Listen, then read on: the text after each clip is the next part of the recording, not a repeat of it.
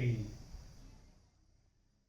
సహోదరులు, సహోదరిమణులు, ఆత్మీయులు, స్నేహితులైనటువంటి మీకు మరొకసారి అభినందనలు తెలియజేస్తూ ఈరోజు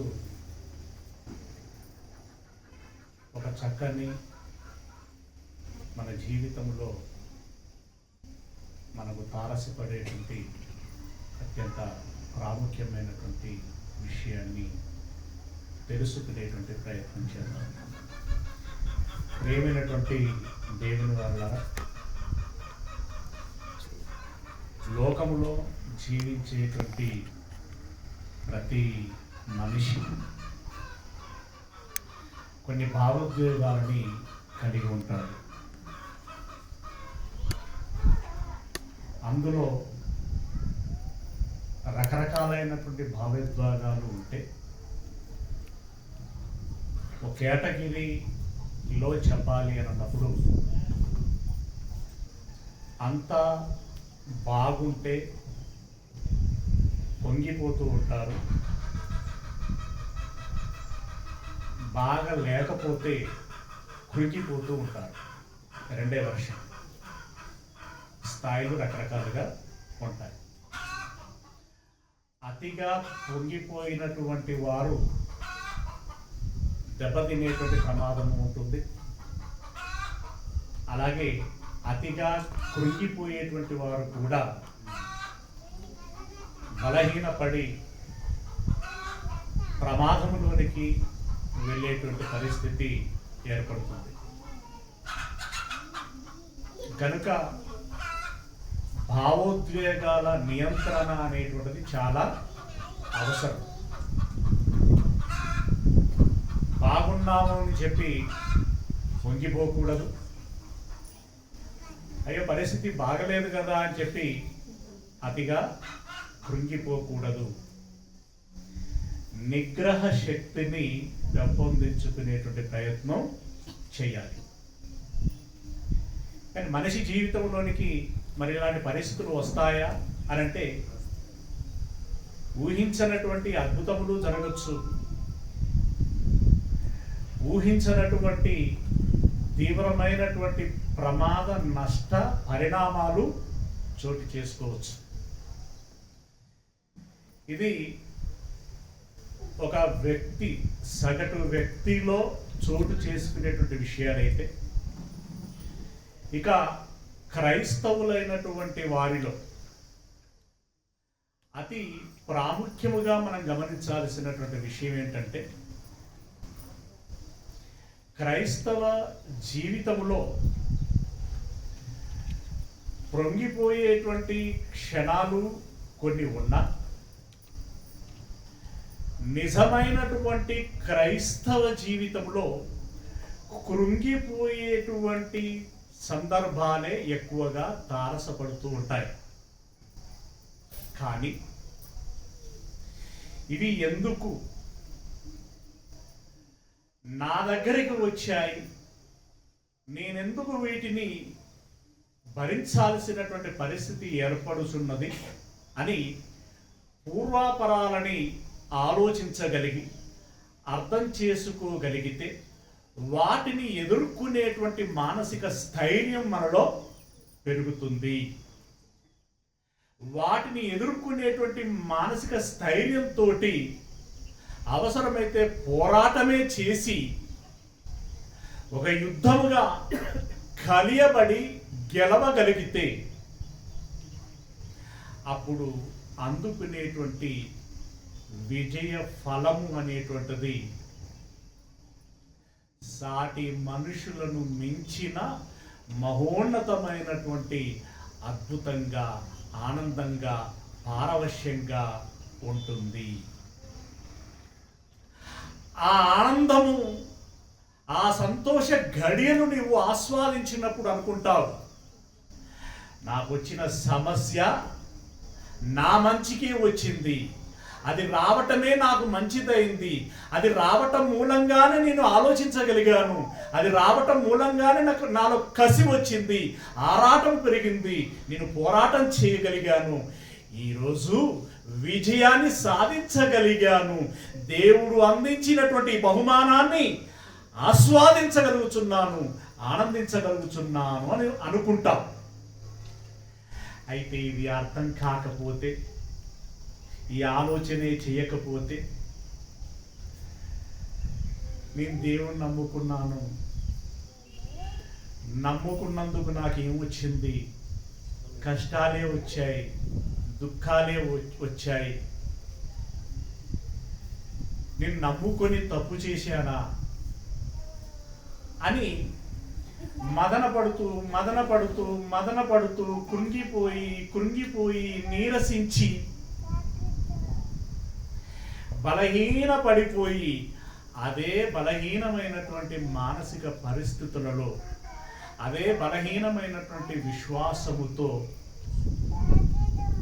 ప్రాణాలను విడిచిపెట్టేటువంటి పరిస్థితి ఏర్పడుతుంది. తత్మూలముగా ఇహ జీవితమునందు నష్టమే, పరజీవితమునందు నష్టమే. కనుక ఏం చేయాలి మరి? అయితే ఒకటి ఏంటంటే, ఎప్పుడైనా కూడా ప్రసంగాలు చేయటము సులభమే, సలహాలు ఇవ్వటం కూడా తేలికే. అనుభవిస్తే కానీ దాని అంతూ పొంతూ తెలియదు, అనుభవిస్తే కానీ అది మనకు అర్థం కాదు.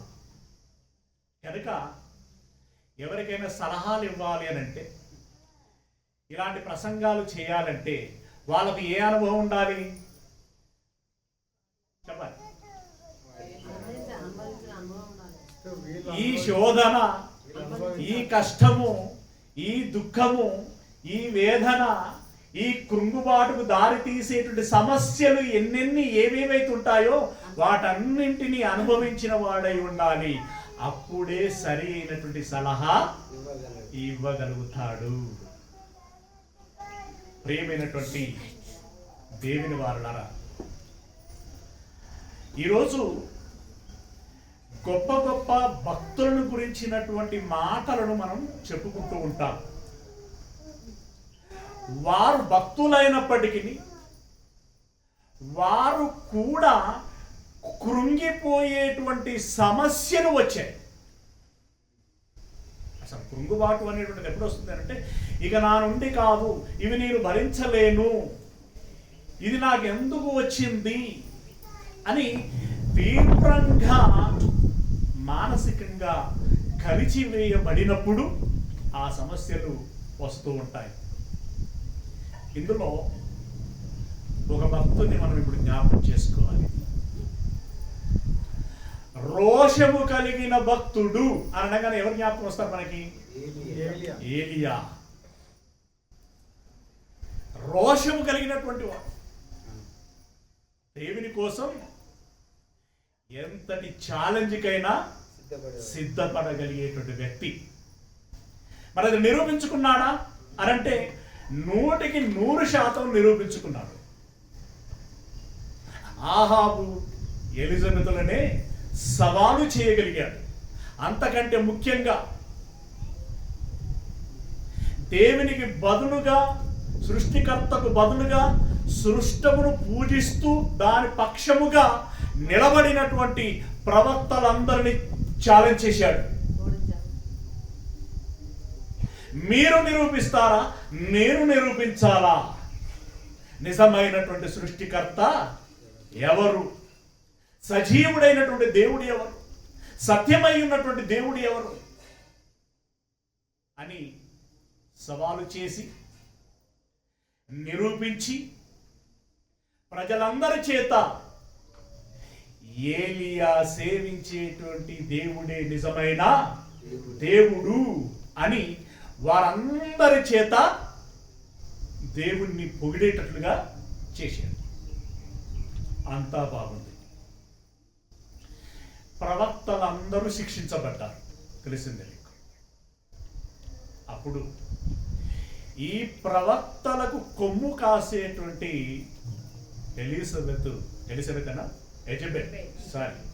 యజబెల్ ఏలియాకు ఒక మతలబు పంపించింది. ఏమని? నా ప్రవక్తలను నీవు ఏ విధంగానైతే అంతమొందించావో రేపు ఈ సమయానికల్లా నిన్ను అంతమొందించకపోతే దేవుడు నాకు ఎలాంటి శిక్షనైనా వేయును కాక అని మతలు పంపించింది. ఆ వార్త విన్నటువంటి ఏలియా ఏమండి లక్షలాది జనాల ముందు సవాలు చేసినటువంటి ఏలియా ఆ సవాలును సాక్ష్యంతో సహా నిరూపించగలిగినటువంటి ఏలియా దమ్మున్నటువంటి వాడు, ధైర్యం ఉన్నటువంటి వాడు, సాహసం ఉన్నటువంటి వాడు, అన్నింటికి మించి బలమైనటువంటి విశ్వాసము కలిగినటువంటి వాడు. ఎప్పుడైతే యెజెబెలు ఆ మతలబు పంపించిందో అప్పుడు వెంటనే మోకరిల్లి దేవునికి ప్రార్థన చేస్తున్నాడు ఆయన. ఏమని? అయ్యా, నా పూర్వీకుల కంటే నేను గొప్పవాడనేమి కాదు. ఇప్పటి వరకు బ్రతికిన బ్రతుకు నాకు చాలు. నా ప్రాణమును తీసుకో అని దేవునికి విజ్ఞాపన చేశాడు.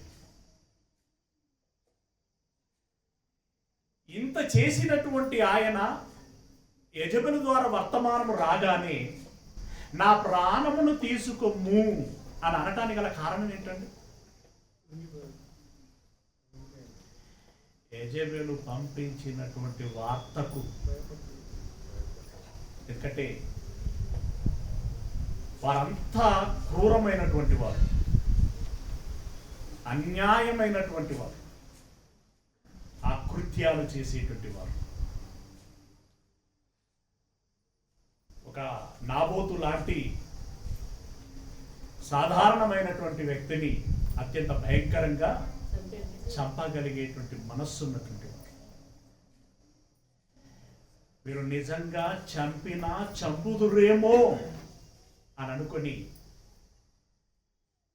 ఆ బ్రతుకు మీదనే విరక్తి కలిగి ఏమన్నాడు అనంటే, అయ్యా నా ప్రాణమును తీసుకో అన్నాడు. అంటే ఒక వీరుడిలో సహితము ఒక బలహీనమైన క్షణం. మీకు అర్థమైందా? ఒక వీరుడిలో సహితము ఒక బలహీనమైనటువంటి సందర్భము ఉంటుంది, సమయము ఉంటుంది. లేకపోతే రెండవ వ్యక్తిని గురించి ఆలోచించాలి. యోబు. ఈయన గురించి మనం ఏం చెప్పగలం? గొప్ప విశ్వాసి, యథార్థపరుడు, దేవుని యందు భయభక్తులు కలిగినటువంటి వాడు. నిజానికి చెప్పాలంటే ఆ తరములో ఆయనకు సాటి అయినటువంటి వారు లేరు కదా. అంత గొప్ప విశ్వాసి, అంత జ్ఞానము తెలిసినటువంటి వాడు, అంటే పూర్వపరాలన్నింటినీ తెలిసినటువంటి వాడు ఎవరు ఇచ్చారు? ఎవరి కృప వలన మనం బ్రతుకుచున్నాం? ఎవరు మనల్ని తీసుకుపోతారు? ఇలాంటి సంగతులన్నీ ఎరిగినటువంటి వాడు. ఒకనొక సమయంలో భార్య కాని మాట అంటే కూడా మూర్ఖురాలు మాట్లాడినట్లుగా మాట్లాడకు. ఏమైందని? యెహోవా ఇచ్చాడు, యెహోవా తీసుకుపోయాడు. ఇందులో మన కొంపలేదో మునిగిపోయినట్టుగా, మనదేదో పోయినట్టుగా ఎందుకంత తీవ్రంగా మాట్లాడుచున్నావు అన్నటువంటి ఘనుడు. అయితే ఎన్ని రోజులు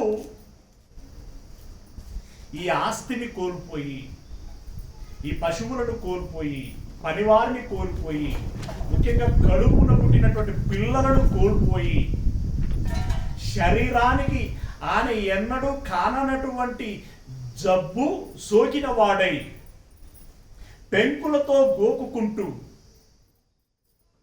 దుమ్ములో కూర్చొని నెత్తి మీద పోసుకుంటూ రోజులు లెక్క పెడుచున్నటువంటి కాలం అది. క్షణమొక యుగంగా గడుస్తున్నటువంటి కాలం అది.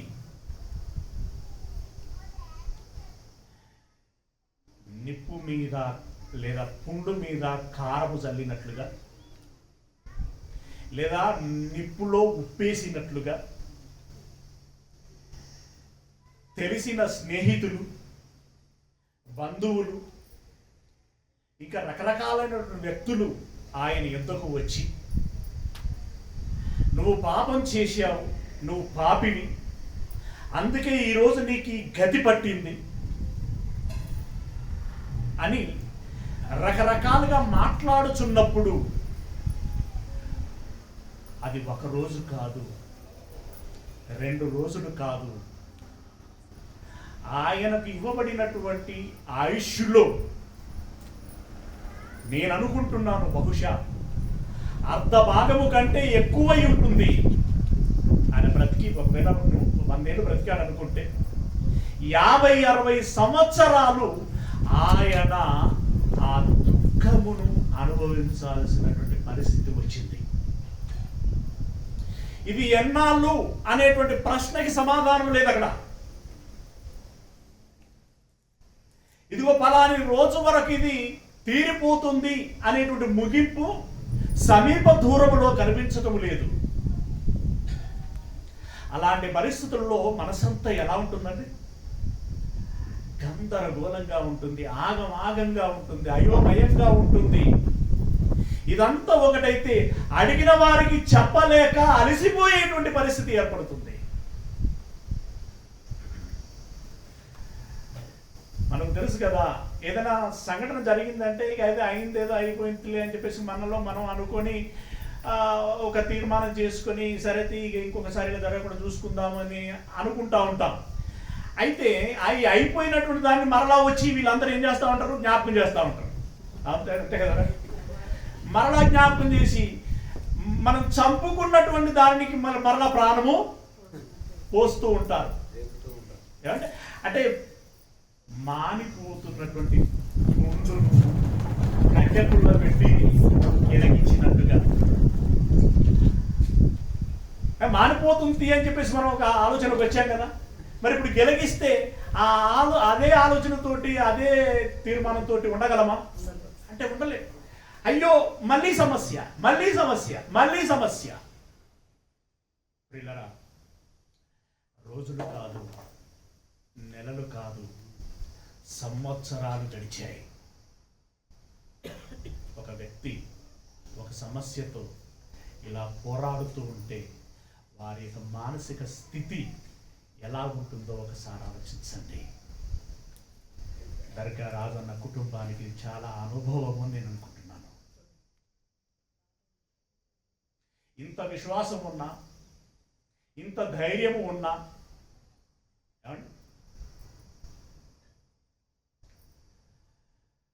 విశ్వాసానికి ఆదర్శంగా కనబడేటువంటి అబ్రహాము లాంటి విశ్వాసము మీకు ఉన్నా,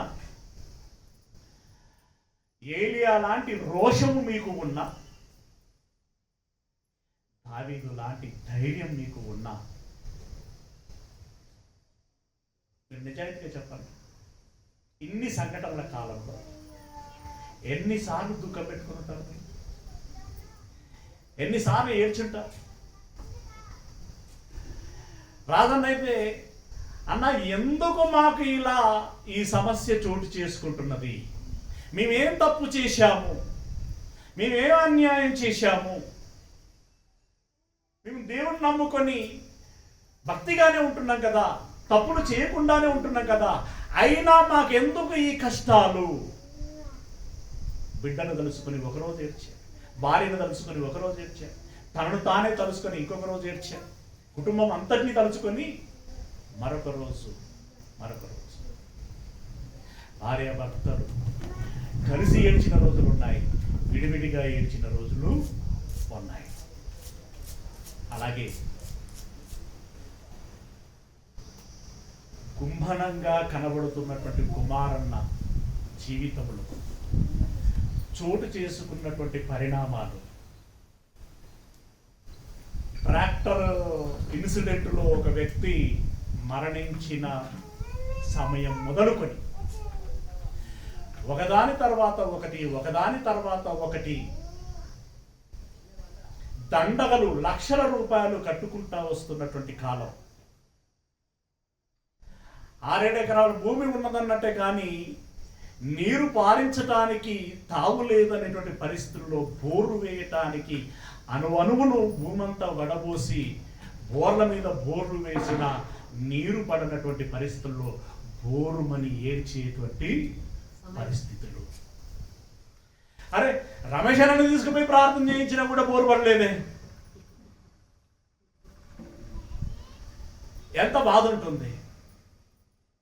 ఇది ఒకవైపు తోడేస్తూ ఉండగానే జీవితంలో ఊహించనటువంటి ఒక భయంకరమైనటువంటి జరుపు,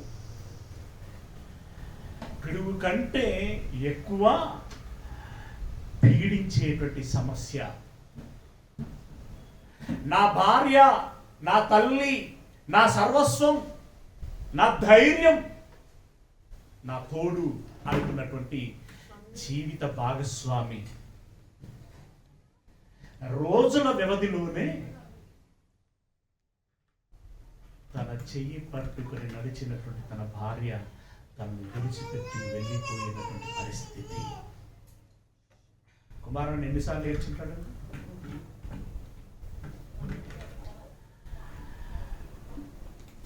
నువ్వు ఏ ముచ్చట మాట్లాడినా తిరిగి రజితక్క దగ్గరికి వస్తాడు.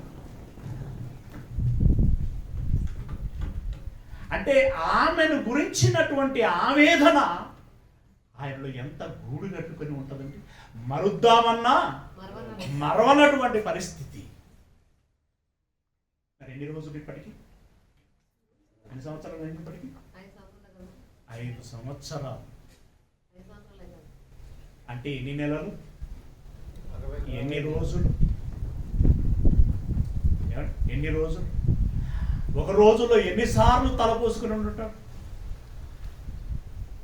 అంటే ఎంత వేదన. వెంకటేష్తో మాట్లాడినప్పుడు కానీ, మనతోటి మాట్లాడినప్పుడు కానీ ఎన్నిసార్లు ఎందుకు ఇలా అయింది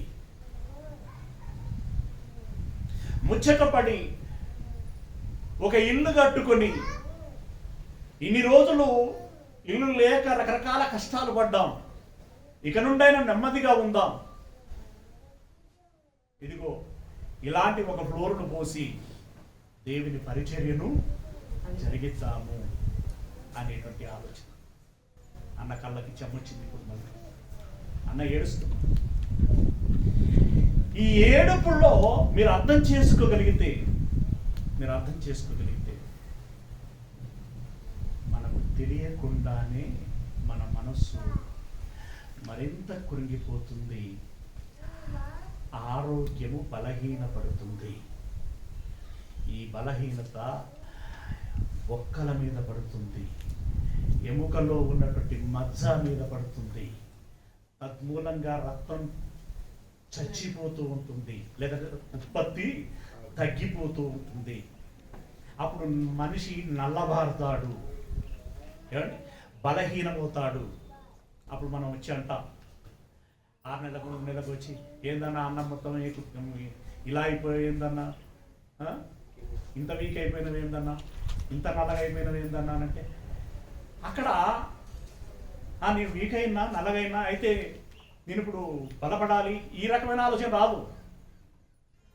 మరింత మనం కొన్నిసార్లు సదుద్దేశంతో పలకరిస్తాం, సదుద్దేశంతో కొన్ని మాటలు అంటాం, కానీ ఆ మాటల వెనకాల పరిణామం మరొక రకంగా ఉంటుంది. దీన్ని దృష్టిలో పెట్టుకోవాలి మనం ఎప్పుడైనా పలకరించటం. ఓకే, నీకు బలహీనంగానే కనబడవచ్చు, నల్లగానే కనబడవచ్చు.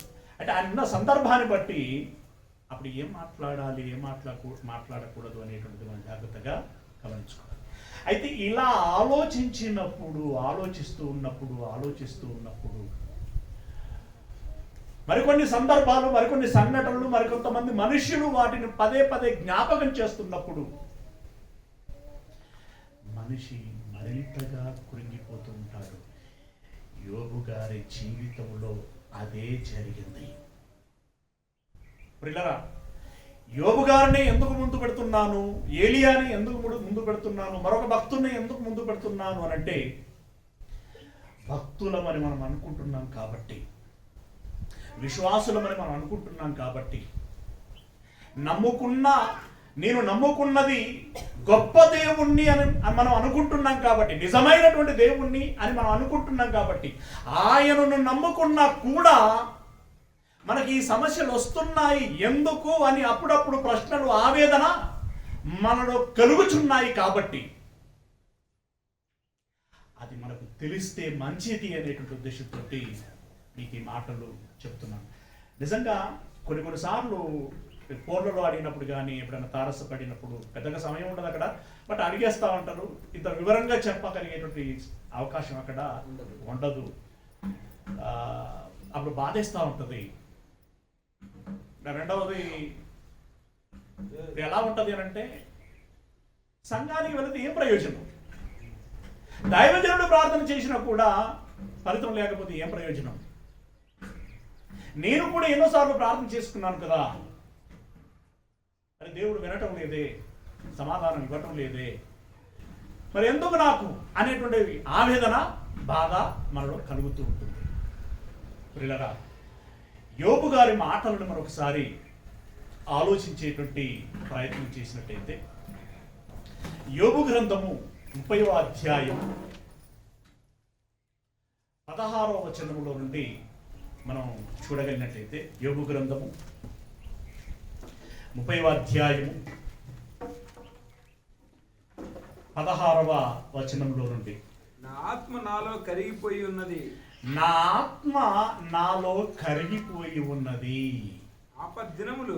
ఆత్మ కరగటం ఏంటండి? ఆత్మ కరుగుతుందా? ఆత్మ కరుగుతుందా అంటే, ఏదేని ఒక వస్తువు మన కళ్ళ ముందే కరిగిపోతూ ఉన్నప్పుడు, మన కళ్ళ ముందే క్షీణించిపోతూ ఉన్నప్పుడు, మన కళ్ళ ముందే కనబడకుండా పోతూ ఉన్నప్పుడు దాని పరిస్థితి ఏంటి అనేటువంటిది మనం అర్థం చేసుకుంటే, ఇప్పుడు ఒక వయసు వచ్చినటువంటి ముసలోళ్ళు ఉన్నారనుకోండి, 80, 90, 100 సంవత్సరాలు వచ్చాయి. ఒకప్పుడు కండగలిగినటువంటి పుష్టిగా ఉన్నటువంటి వ్యక్తి 90, 100 సంవత్సరాలు వచ్చేసరికి ఎలా అయిపోతారండి? కండరమంతా కరిగిపోతుంది, ఎముకల పూరు మాత్రమే మిగిలిపోతుంది. ఆ ఎముకలు కూడా ఒక దినానికి ఏమవుతాయంటే, అన్ని దగ్గరికి ఇలా కట్టినట్టుగా కట్టిరుసుకుపోయి ఉంటారు. ఆ రకంగా ఒక దగ్గరికి చేర్చబడతా ఉంటారు. చనిపోయే క్షణానికి చూడండి, ఒక్క దగ్గరికి ఇలా ముసుకుపోతారు. ఉన్న పలంగా వచ్చి చూస్తే అసలు ఇందులో మనిషి ఉన్నాడా లేదా అన్నటువంటి పరిస్థితి ఏర్పడతాం. అంటే ఇంతటి మనిషి మన కళ్ళ ముందే ఎంత క్షీణించిపోయాడు. అది ఎలా ఉంటుంది? సరే, ఒక వయసు వచ్చిన వాడి గురించి అంటే ఈ వృద్ధాప్యము అనేటువంటి దానికి దీనికి సహజము అనేటువంటి ఒక భావన కలుగుతుంది. ఇన్నేళ్ళు బ్రతకడమే గొప్ప విషయము అనేటువంటి దృక్పథంతో అంతగా బాధపడం అక్కడ. కానీ చెట్టెత్తు ఎదిగినటువంటి బిడ్డ మనకు ఆధారం అవుతాడు, ఆదేరు అవుతాడు అనుకున్నటువంటి తరుణములో కాని జబ్బు ఒకటి వచ్చి, మన సోమిడి రాజుకు చనిపోయిన సోమిడి రాజుకు ఒక సమస్య ఇచ్చే కదా, కండరాల క్షీణత. అలాంటిది ఒకటి వచ్చి, అలాంటిది మరొకటి మన కళ్ళ ముందే ఏమండి బలవంతుడిగా ఉన్నటువంటి ఆయన, అంటే మాట్లాడుతూ ఉంటారు మాటలు, భీముడు లేకున్నాడు అని చెప్పేసి కదా, అంత ఘనంగా ఉన్నటువంటి వ్యక్తి రోజు రోజుకి క్షీణించిపోతుంటే, ఆ బిడ్డను చూసిన తల్లి హృదయం ఎలా ఉంటుంది? అక్కడెక్కడో పోయింది వచ్చింది, కళ్ళెదుట కుమారుని చూసింది. ఒక్కసారిగా అంటే నిన్న చూసిందే అయినప్పటికీ ఆ రూపంలో వస్తున్నటువంటి మార్పును బట్టి ఆ గుండెలో ఎక్కడో ఇలా ఒడిపెట్టినట్టు అవుతూ ఉంటుంది. చల్లని చెమటలు పుడతాయి, గుండె దడదడ ఉంటుంటుంది, లోపల ఆవేదన పుట్టుకొస్తుంది. ఈ సమస్యకి ఇక పరిష్కారం లేదా?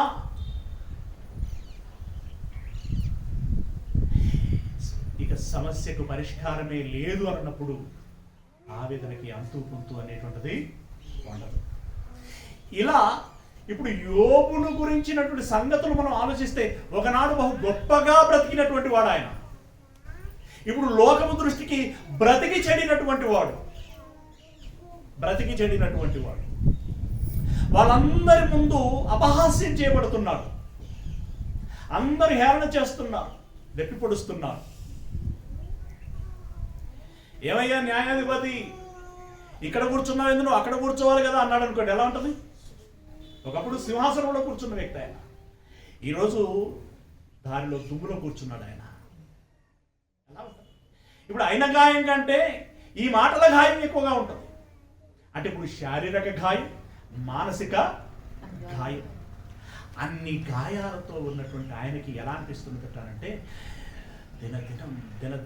దినదినం క్షీణించిపోతున్నట్టుగా. అంటే తన మనస్సు లేదు,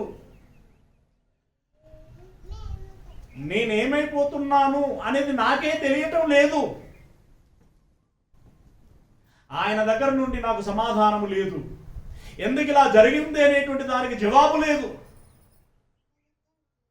ఎప్పుడు దీనికి అంతము అనేటువంటి దానికి సమాధానం లేదు. ఒక మిస్టరీగా ఉండిపోయింది. ఆయనను అడిగితే ఉలుకు పలుకు లేదు. వీరేమో నన్ను గద్దల్లా పీకుతుంటున్నారు, ప్రశ్నల మీద ప్రశ్నలు వేసి. అప్పుడు ఆయన ఆవేదన వ్యక్తం చేస్తున్నారు. నా ఆత్మ నాలో కరిగిపోవచ్చున్నది, ఆపద్దినములు నన్ను పట్టుకొని ఉన్నవి. రాత్రి వేళను జాగ్రత్తగా గమనించు. ఒక్కొక్క పదము, ఒక్కొక్క మాట ఎంత తీవ్రంగా ఉంటాయి అనంటే అంత తీవ్రంగా ఉంటాయి. మళ్ళీ చదువు. నా ఆత్మ నాలో కరిగిపోయి ఉన్నది, ఆపద్దినములు నన్ను పట్టుకొని ఉన్నవి. రాత్రి వేళను, దినములన్నీ ఏం దినాలట? ఆపద్దినములు, ఆనంద దినాలు కావాలి. ఆపద అంటే ఎలా ఉంటుంది? అయ్యో ఆపద వచ్చినప్పుడన్నా స్పందించరా అక్క అని అంటుంటారు. అంటే ఆపద ఎలాంటిది వస్తుంది? ఉన్న పలంగా గుండెపోటు రావచ్చు, అతి వర్షానికో భూకంపానికో ఇల్లు కూలిపోవచ్చు, ఇంకేదే. అప్పుడు నలుగురం స్పందిస్తూ ఉంటాం. ఎందుకు? అయ్యో వాళ్ళకి కష్టం వచ్చింది. వాళ్ళ కష్టాన్ని వాళ్ళు తీర్చుకోలేరా? మనం ఎందుకు స్పందించాలి? వాళ్ళ వశము కాని దానికి మన చెయ్యి వేస్తే ఆ సమస్యని అధిగమించడానికి అవకాశం ఉంటుంది అని. ఇప్పుడు యోబుకి చెయ్యేసేది ఎవరు? ఆయన ఆపదలో సహాయం చేసేవారు ఎవరు? ప్రతి దినము ఏమంటున్నాడు? ఆపద్దినములు నన్ను పట్టుకొని ఉన్నవి. రాత్రి వేళను నా ఎముకలు నాలో విరగగొట్టబడినట్లున్నవి. రాత్రి వేళ నా ఎముకలు నాలో విరగగొట్టబడినట్లున్నవి అంటున్నాడు.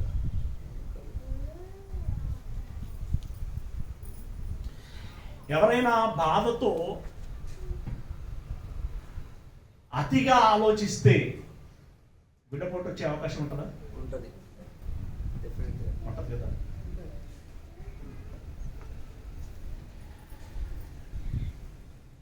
ఒక్కొక్కరికి ఒక్కొక్క రకంగా ఆ సమస్య బయటపడటానికి అవకాశం ఉంటుంది. ఇప్పుడు ఈయనకట రాత్రి వేళ ఏమవుతున్నదట? నా ఎముకలు నాలో విరగొట్టబడినట్లున్నవి.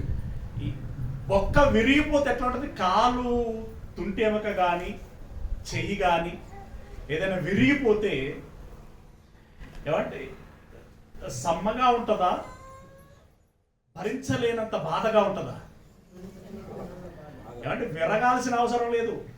ఈ మోకాలు చిప్పలో ఉండేటువంటి గుజ్జు అరిగిపోతే చాలు దాని నొప్పి ఏంటనేటువంటి తెలియడానికి.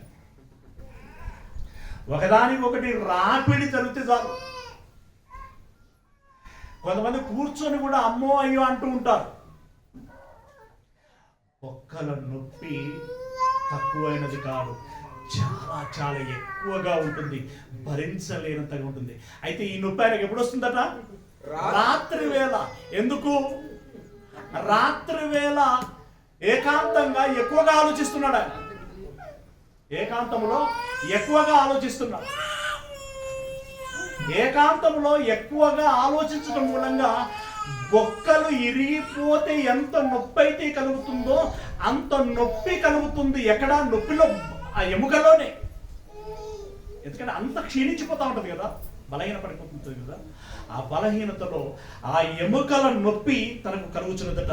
తర్వాత నన్ను బాధించేటువంటి నొప్పులు నిద్రపోవు అన్నాడు. ఏమండి? ఈయన నిద్రపోకపోవడం కాదు, ఆయనను ఎన్ని సమస్యలైతే బాధిస్తున్నాయో ఆ బాధలకి నిద్ర లేదట. మా కొడుకు ఎప్పుడు పడుకుంటున్నాడో ఎప్పుడు లేస్తున్నాడో కానీ ఎప్పుడు చూసినా పుస్తకం కనపడుతుంది. నేను అర్ధరాత్రి లేచి చూసినా కూడా వాడు పుస్తకం పట్టుకొని చదువుతున్నాడు అంటే దాని అర్థం ఎక్కువ సమయం చదువు మీద ధ్యాస పెడుతున్నాడు అని. మరి ఈయనను వేధించేటువంటి సమస్యలు నిద్రపోవటం లేదు అనంటే ఇప్పుడు ఈయనని ఎన్ని విధాలుగా ఎన్ని కోణాలలో మొత్తుతున్నాయి సమస్యలు, ఎంతగా నలగొట్టబడుచున్నాడు అంటే నలుగురు వచ్చి ఈ చెంప మీద ఒకడు, ఆ చెంప మీద ఒకడు, ఎన్నులో ఒకడు, కడుపు మీద ఒకడు, కింద మీద తల మీద ఒకడు కొడుతూ ఉంటే అది ఎలా ఉంటుందండి? అంతగా కొట్టబడుచున్నాడు, నలగొట్టబడుచున్నాడు. తర్వాత మహారోగ బలము చేత నా వస్త్రము నిరూపమగును. అంటే మహారోగము చేత ఏమైపోతుందంటే నా వస్త్రము నిరూపమగును. నువ్వు కద్దరు చొక్కా కుట్టించి ఇచ్చావనుకోండి, అసలు వ్యక్తి సీపురు పుల్లలా ఇలా ఇలా అయిపోయాడు, ఊగుతాడు, ఇలా స్టేబుల్గా ఉండలేకపోతున్నాడు. ఇందాక చెప్పుకున్నట్టుగా కండరం అంతా కరిగిపోయింది, ఎముకల గూడే మిగిలిపోయింది. ఆ ఎముకల గూడు కూడా ఉంటుందా కూలిపోతుందా అన్నట్టుగా ఇలా ఊగిపోతున్నాడు మనిషి. అతనికి నువ్వు కద్దరు లాంటి కొత్త చొక్కా తీసుకొచ్చి వేసినా కూడా ఆ చొక్కా లుక్కుపోతుందే తప్ప ఆ మనిషికి అందమైన రూపమేమీ కనిపించదు. నా పరిస్థితి అలా ఉండిపోయిందయ్యా. ఇప్పుడు నా ఒంటి మీద వేసుకునేటువంటి చొక్కా నన్ను ఎక్కిరించేటువంటి పరిస్థితి వచ్చింది. తర్వాత మెడ చుట్టూ నుండి నా చొక్కా ఇవ్వలే, మెడ చుట్టూ ఉన్నటువంటి నా చొక్కా ఇవ్వాలి. అంటే ఇక్కడ ఉందనుకోండి, ఇది కొంచెం టైట్గా ఉంటే ఈ బటన్ పెట్టామనుకోండి అసలు నీకు ఆగమాగం అవుతూ ఉంటుంది. ఇప్పుడు మెడ చుట్టూ ఉండే చొక్కా అంటే షర్ట్ అన్నమాట. మెడ చుట్టూ ఉండేటువంటి అంటే ఈ కాలర్ ఏమంటున్నాడు అక్కడ? మెడ చుట్టూ నుండి నా చొక్కా ఇవ్వలే, మెడ చుట్టూ ఉండేటువంటి చొక్కా ఇవ్వలే, అది నన్ను ఇరికించుచున్నది. అంటే ఉరి పడితే ఇక తప్పించుకోలేనటువంటి పరిస్థితి ఎలాగైతే ఉంటుందో ఈ సమస్య అనేటువంటిది నన్ను అలా ఊపిరాడకుండా చేస్తున్నది, బిగించేసింది నన్ను. అందులో నుండి విడిపించుకుని బయటపడదామంటే నాకు దారి కనబడతలేదయ్యా, ఇరికించుచున్నది. నేను ఇరుకున పడిపోయి ఉన్నాను. ఇప్పుడు బయటపడటానికి నాకు మార్గమే కనిపించడం లేదు, అంతు పొంతు లేదు. పోనీ త్వరగా ప్రాణం పోతుందా అంటే ప్రాణం పోవట్లేదు. ఇది ఎంత తీవ్రంగా ఉంటుంది. తర్వాత ఆయన నన్ను బురదలోనికి త్రోసెను, నేను ధూళియు బూడిదనై ఉన్నట్లు ఉన్నాను. ఇంత సమస్యతో నేను యెహోవాను జ్ఞాపకం చేసుకునే రోజంటూ లేదు. ఎన్నిసార్లు మొరపెట్టుకున్నాను, అయితే ఆ మొరను ఆయన ఆలకించటం లేదు అని అంటున్నాడు. ఏమన్నాడు చూడండి కింద, నీవు మొరపెట్టుచున్నను, నీకు మొరపెట్టుచున్నాను. దేవా, ఈ సమస్యలను ఎవరికి చెప్పుకుంటున్నాడు? దేవుడికే చెప్పుకుంటున్నాడు. నీకు మొరపెట్టుకొనుచున్నాను, అయితే ప్రత్యుత్తరము ఏమియు ఇయ్యకున్నావు. యోబు ప్రార్థిస్తేనట అంత కష్టాలలో, మళ్ళీ సామాన్యమైన కష్టాలు కాదు, అవి సామాన్యమైన కష్టాలు కాదు, అన్ని కష్టాలలో, అన్ని ఇబ్బందులలో గొప్ప భక్తుడైనటువంటి యోబు గారు దేవునికి ప్రార్థన చేస్తే దేవుడట సమాధానం ఇవ్వటం లేదట.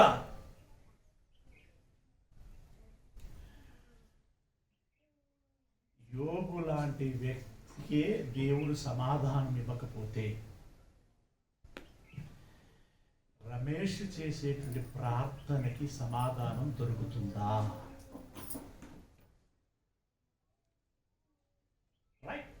ఎందుకంటే సగటుగా మీకు వచ్చేటువంటి ప్రశ్నను నేను తట్టుతున్నా. యోబు ప్రార్థన చేస్తేనే ప్రత్యుత్తరము రాకపోతే,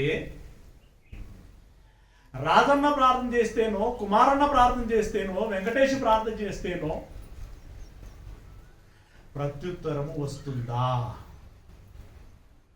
ఆలకించండి. అంటే వీళ్ళ పేర్లు మనం ప్రస్తావిస్తున్నాం, కానీ ప్రస్తావించినటువంటి వారికి కూడా సమస్యలు ఉన్నాయి. సరిగ్గా చదువు, ఏమండి, ఆయమక్కది ఒక చదువు, ఎల్లన్నది ఒక చదువు, ఒక్కొక్కరికి ఒక్కొక్క బాధ, ఒక్కొక్కరికి ఒక్కొక్క బాధ. పిల్లరా, మరి ఎవరి బాధల గురించి వాళ్ళు ప్రార్థన చేసుకుంటారా లేదా? అయ్యా నా కోసం ప్రార్థన చేయమని పాస్టర్ గారిని అడుగుతారా లేదా? మరి వాళ్ళు ప్రార్థన చేసి ఉంటారా లేదా? వాళ్ళు చేశారు, మీరు చేసుకున్నారు. లాస్ట్కి ఏం మిగులుతున్నది?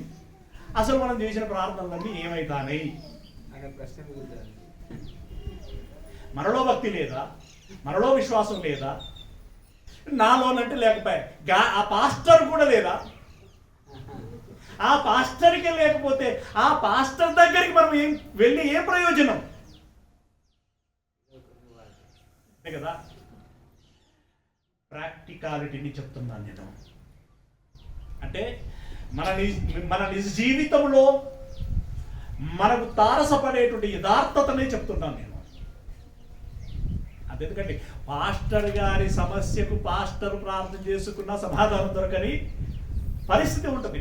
యోబుకే దొరకలేదు అంటే ఏ దైవజుడు కదా, ఆలోచించండి. అయితే ఇప్పుడు నేను ప్రార్థన చేసినా కూడా దేవుడు నాకు ప్రత్యుత్తరము ఇవ్వటం లేదు, నువ్వు ఇయ్యకున్నావు అని అంటూ, నేను నిలుచుండగా నీవు నన్ను తేరి చూస్తున్నావు, అంటే చోద్యం చూస్తున్నావు. ఇంత ఇబ్బంది పడుతుంటే కూడా, ఇంత నలిపైపోతుంటే కూడా, ఏమంటే లుకలుకలుగా మారిపోయినటువంటి నేను చర్మం మీద ఉన్నటువంటి గజ్జిని పెంకాసులతో గోక్కుంటే కూడా నువ్వు నన్ను చూస్తున్నావే తప్ప అరే అని చెప్పి నువ్వు స్పందించటం లేదు కదా అని అంటున్నాడు దేవుణ్ణి. అసలు విచిత్రంగా అనిపించదు? ఇక అసలు ఈ దైవాలోచన లేనటువంటి ఓ పక్క వ్యక్తికి ఇతడు పిచ్చోడి లెక్క కనబడడు, పిచ్చోడి లెక్క కనబడతాడు. ఏంటి వీడేంది, వీని అవతారం ఏంది, వీని కుటుంబం ఏంది, వీని దరిద్రం ఏంది, మళ్ళా వీడు దేవుడు అని అంటాడు, ప్రార్థన చేస్తున్నాను అంటాడు, నువ్వు వింటలేవు అని అంటాడు. వీడు ఎవరితో మాట్లాడుతున్నాడు? అసలు దేవుడు అనేటోడు ఉన్నాడా? ఉంటే వీడి పరిస్థితి ఇలా ఎందుకు ఉంటుంది అని రకరకాలుగా మాట్లాడుకునేటువంటి వారు ఉంటారు. నేను నిలుచున్నాను, నువ్వు నన్ను చూడటం లేదు, నీవు మారిపోయి, ఎవరిని అంటున్నాడు? ఏమంటున్నాడు చూడండి. ఎవరికి మారు మనసు వచ్చిందట? దేవా. అంటే నేను అనేది ఇక్కడ మీరు అర్థం చేసుకోవాలి, ఆయన బాధలో, ఆయన మంటలో, ఆయన ఆవేదనలో అంటున్నటువంటి మాట. నీవు మారిపోయి, ఏమండి జ్యోతికొని మంచిగా పట్టుకురానే అన్నాడు అశోక్. అంత ముందే ప్రిపేర్ చేసి వేడి పాలు కాసులు సురువు అంటానే ఆ గ్లాసులు స్టీల్ గ్లాసులో పెట్టుకొని ఉన్నదన్నమాట. ఇవి ఇచ్చి మళ్ళీ మంచిగా వేద్దామని పోయి దాదాపు వచ్చింది.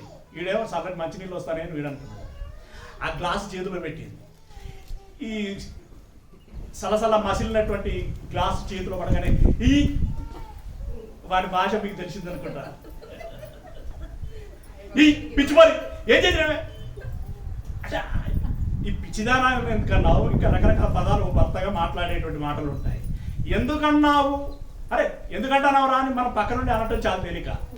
కానీ ఆ మాట వాడిని ఎందుకు అనిపించింది, సుర్రుమన్నది. అవునా? ఇప్పుడు నువ్వు మారిపోయి ఉన్నావని ఎవరిని పట్టుకొని అంటున్నాడు ఈయన? అంటే మారమని ఎందుకన్నాడు? ఒకప్పుడు అష్టైశ్వర్యమునిచ్చావు నువ్వు,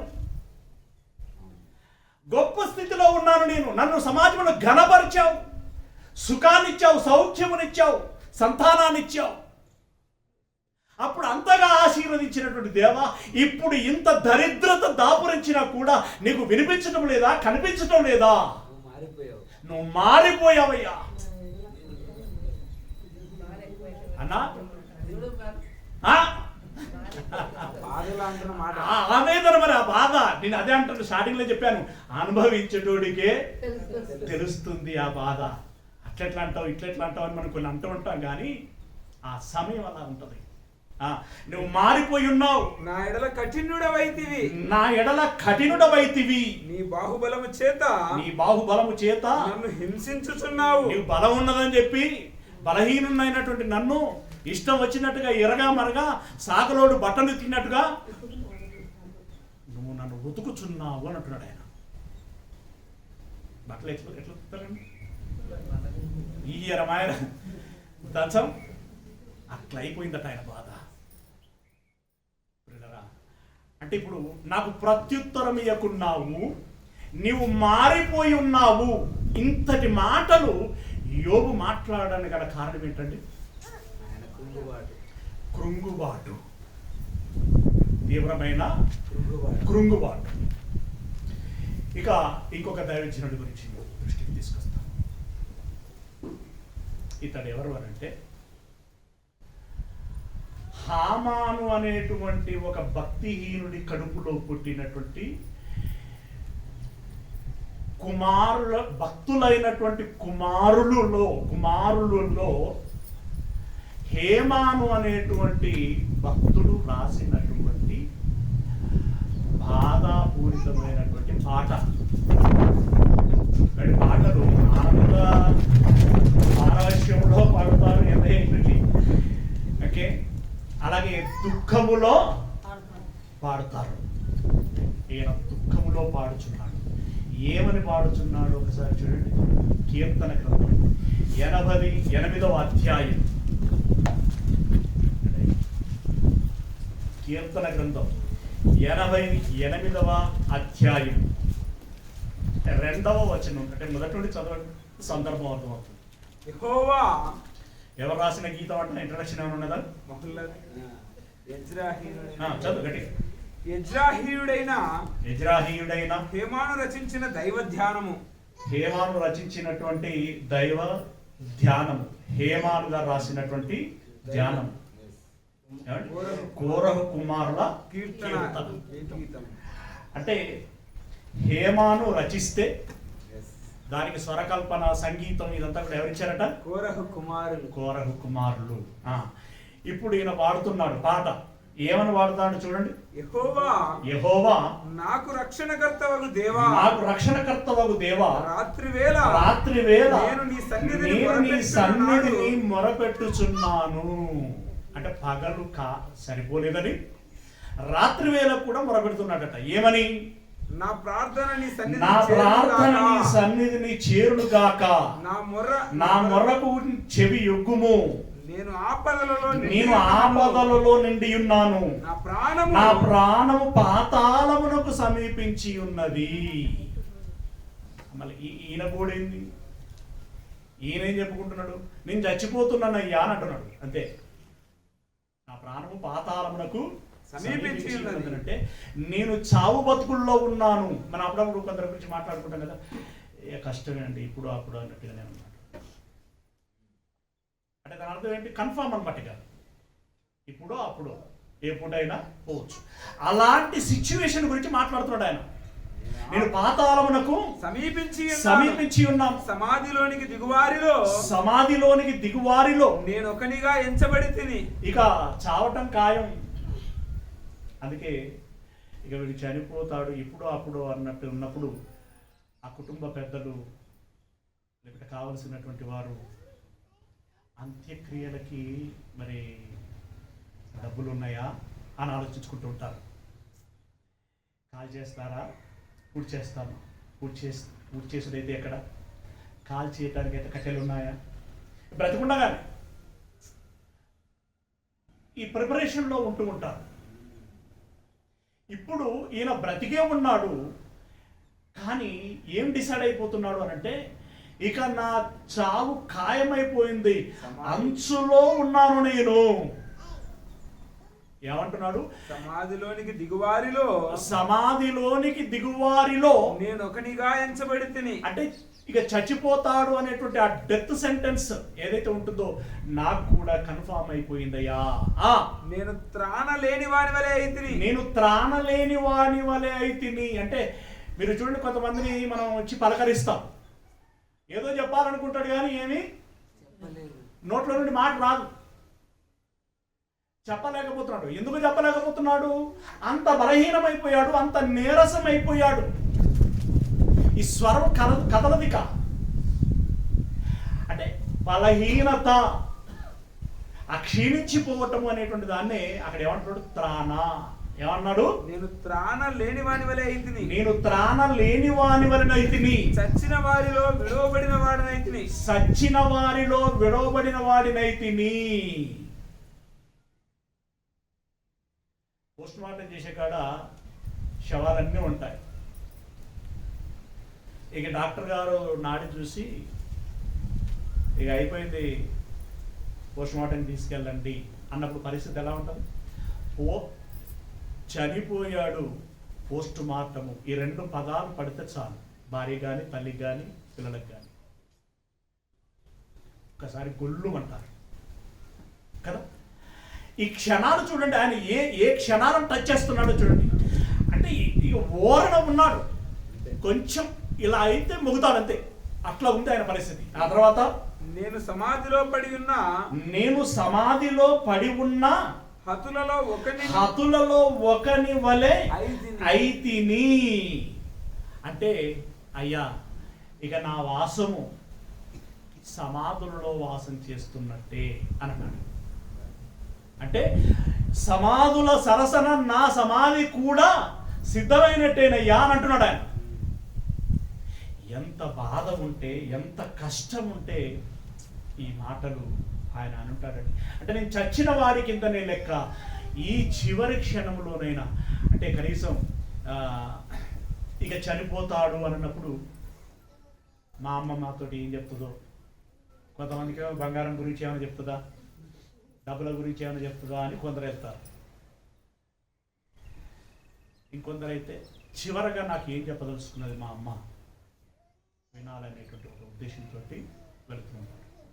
ఇప్పుడు ఈయన తన చావు తనకు ఖాయమైపోయింది అనేటువంటి అభిప్రాయంలోనికి వచ్చి దేవునికి చెప్పుకుంటున్నాడు చివరి మాట. అయ్యా లాస్ట్ మాట మీరు వినండి అని అంటున్నాడు. మీరు ఎప్పుడైనా ఇట్లా చేసిండ్రా ప్రార్థన? అయ్యా ఇది లాస్ట్ మాట, ఇది ఒకటి వినండి అని అన్నారు ఎప్పుడన్నా? అంటే నేను అనేది ఏంటంటే, ఒక ఏరియా అనుభవించిన, ఒక యోబు అనుభవించిన, ఒక హేమాను అనుభవించిన స్థితిని మనం ఇంకా అనుభవించలేదు. అంత స్థితిని మనం ఇంకా అనుభవించలేదు. అయ్యా నా చావు ఖాయం, ఈ చివరి మాట ఒకటి వినండి అని అంటున్నాడు ఆయన. చివరి మాట ఒకటి వినండి. ఇలా మాట్లాడుకుంటూ పోతే హేమీలైనటువంటి భక్తులలో ఎంతో మంది కృంగిపోయినటువంటి స్థితిలో తమ బాధను వ్యక్తీకరించుకున్నారు. ఎంతగానంటే, అయ్యా నీవు ప్రత్యుత్తరం ఇయ్యకున్నావు,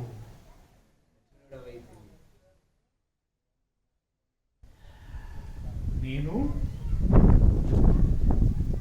ఇంత ఇబ్బంది పడుచు ఉన్నా కూడా చోద్యం చూస్తున్నావే కానీ సమాధానము ఇవ్వకున్నావు.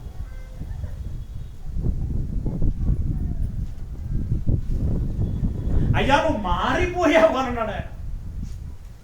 అయ్యా నువ్వు మారిపోయావు. ఇప్పుడు దేవుని ఆలోచన ఏంటి? మరి ఈ భక్తుడు ఇంత ఆవేదన వ్యక్తం చేశారు కదా, దేవుని ఆలోచన ఏంటి? దేవుడు ఏం చెప్తాడు? ఇట్లాంటి జటిలమైన సంశయానికి దేవుని సమాధానము ఏమిటి? దేవుని చిత్తం అయితే వచ్చే నెలలో తెలుసుకుందాం. ఓకేనా? ఓకే, అయింది. 10 నిమిషాలు తక్కువ అనుకుంటాను. ఎందుకంటే సరే వచ్చే నెల చెప్తున్నాను.